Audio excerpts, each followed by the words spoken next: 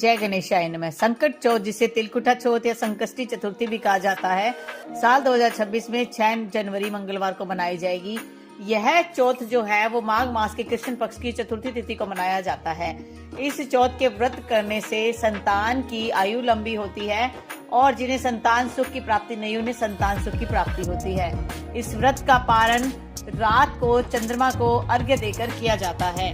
तो अब हम बात करते हैं कि इस व्रत के लिए कौन सी कथा जो है वो सुनी जाती है। इस अकेली कथा को सुनने मात्र से ही इस व्रत का फल मिल जाता है। यदि आप शारीरिक और मानसिक तौर पर इस व्रत को नहीं रख पा रहे हो तो आप सिर्फ इस कथा को सुन लीजिए, इसी से ही आपका कल्याण हो जाएगा।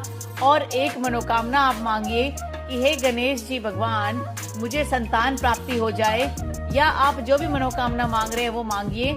और जैसे ही मेरी मनोकामना पूर्ण हो जाएगी तो मैं आपका यह संकट चौथ का व्रत जरूर रखूंगी, जिसे तिलकुटा चौथ भी कहा जाता है। तो चलिए अब सुनते हैं इसकी कथा क्या है। यह एक साहूकार और साहूकारनी की बड़ी ही प्रसिद्ध कथा है, जिसे हर बार तिलकुटा चौथ पर, संकट चौथ पर सुना जाता है।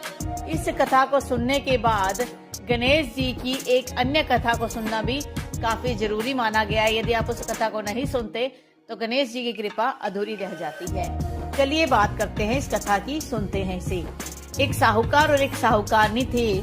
वे धर्म पुण्य को नहीं मानते थे, इसके कारण उनके वहाँ कोई संतान नहीं थी। एक दिन साहूकारनी पड़ोसी के घर गई।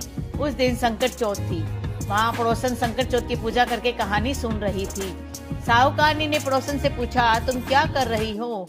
तब पड़ोसन बोली कि आज चौथ का व्रत है, इसलिए कहानी सुन रही हूँ। तब साहूकारनी बोली, चौथ के व्रत करने से क्या होता है? तब पड़ोसन बोली, इसे करने से अन्न, धन, सुहाग, पुत्र सब मिलता है। तब साहूकारनी ने कहा, यदि मेरा गर्भ रह जाए तो मैं 1.25 सेर तिलकुट करूंगी और चौथ का व्रत करूंगी। श्री गणेश भगवान जी की कृपा से साहूकारनी के गर्भ रह गया और वह बोली कि मेरे लड़का हो जाए तो मैं 2.5 सेर तिलकुट करूंगी। कुछ दिन बाद उसे लड़का हो गया तो वह बोली कि हे चौथ भगवान, मेरे बेटे का विवाह हो जाएगा तो 5.25 सेर का तिलकुट करूंगी। कुछ वर्षों बाद उसके बेटे का विवाह तय हो गया। उसका बेटा विवाह करने चला गया, लेकिन उस साहूकारनी ने तिलकुट नहीं किया। इस कारण से चौथ देव क्रोधित हो गए और उन्होंने फेरों से उसके बेटे को उठाकर पीपल के पेड़ पर बिठा दिया। सभी वर को खोजने लगे पर वो नहीं मिला। हताश होकर सारे लोग अपने अपने घर को लौट गए। इधर जिस लड़की से साहूकारनी के लड़के का विवाह होने वाला था, वह अपनी सहेलियों के साथ गणगौर पूजने के लिए जंगल में दूब लेने गई। तभी रास्ते में पीपल के पेड़ से आवाज आई, ओ मेरी अर्ध ब्याही आई है के। यह बात सुनकर जब लड़की घर आई तो उसके बाद वह इस बात को किसी को बता नहीं सकी और कुछ समय में वह सूख कर कांटा होने लगी। एक दिन लड़की की माँ ने पूछा, मैं तुझे अच्छा खिलाती हूँ, अच्छा पहनाती हूँ, फिर भी तू सूखती जा रही है, ऐसा क्यों? तब लड़की बोली कि माँ, वह जब दूब लेने जंगल जाती है तो पीपल की पेड़ से एक आदमी बोलता है कि ओ मेरी अर्ध ब्याही। उसने मेहंदी लगा रखी है और सहरा भी बांध रखा है। तब उसकी माँ ने पीपल के पेड़ के पास जाकर देखा, ये तो उसका जमाई ही है। तब उसकी माँ ने जमाई से कहा, यहाँ क्यों बैठे हो? मेरी बेटी तो अर्ध ब्याही कर दी, अब क्या लोगे? साहूकारनी का बेटा बोला, मेरी माँ ने चौथ का तिलकुट बोला था लेकिन किया नहीं, इसलिए चौथ माता ने नाराज होकर यहाँ बिठा दिया। यह सुनकर उस लड़की की माँ साहूकारनी के घर गई। उससे पूछा कि तुमने संकट चौथ का कुछ बोला है क्या? तब साहूकारनी बोली, तिलकुट बोला था। उसके बाद साहूकारनी बोली, मेरा बेटा घर आ जाए तो 2.5 मन का तिलकुट करूंगी। इससे श्री भगवान गणेश प्रसन्न हो गए और उसके बेटे को फेरों में लाकर बिठा दिया। बेटे का विवाह धूमधाम से हो गया। तब साहूकारनी के बेटा एवं बहू घर आ गए।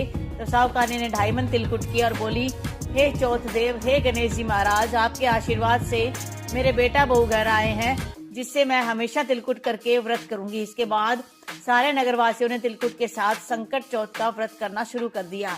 हे संकट चौथ भगवान, हे गणेश जी भगवान, जिस तरह साहूकारनी के बेटे बहू को मिलवाया वैसे ही हम सबको मिलवाना। इस कथा को कहने सुनने वालों का भला करना। बोलो संकट चौथ की जय, बोलो श्री गणेश जी भगवान की जय। इस कथा को सुनने के बाद गणेश जी भगवान की खीर वाली कथा अगर आपने नहीं सुनी तो इस कथा का भी आपको फल नहीं मिलेगा। चलिए उस कथा को भी हम सुन लेते हैं। एक बार भगवान गणेश बालक रूप में चुटकी भर चावल और चम्मच में दूध लेकर पृथ्वी लोक में निकले। वे सबको अपनी खीर बनाने को कहते जा रहे थे, पर सबने बालक समझकर उनकी बात को अनदेखा कर दिया।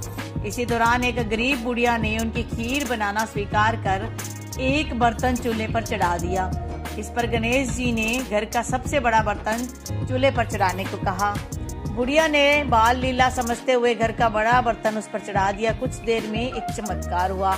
गणेश जी के दिए चावल और दूध बढ़ गए और पूरा का पूरा बर्तन उससे भर गया।